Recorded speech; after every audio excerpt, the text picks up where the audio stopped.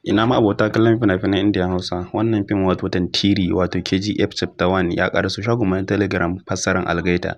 Wannan fim ba sai na gaya muku shi ba kun san KGF. KGF yayi kyau to Algaita yau sun fassara mana shi da ingantaccen fassarar su na kamfanin Algaita Dub Studio. Gaskiya ya kamata ku zo ku kalli wannan Tantirin domin babban fim ne kuma ya matuƙar kyau domin a wannan satin da gaskiya samun babban fim kamar wannan fim gaskiya da wuya. Ga dai shi nan ya ƙaraso shagon mu na Telegram duk mai buƙata zai iya tuntuɓar mu a wannan lambar waya da muka ɗora muku shi kamar haka.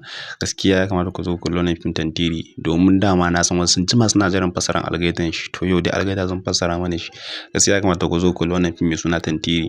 To abin da haka in dai kana buƙata shine ka tuntuɓe mu ta Telegram a wannan lambar waya da muka ɗora muku gashi nan sai ka samu sauran ƙarin bayani a gurin mu. Amma gaskiya ya kamata ku zo ku kalli KGF Chapter 1 wato Tantiri fassarar Algaita.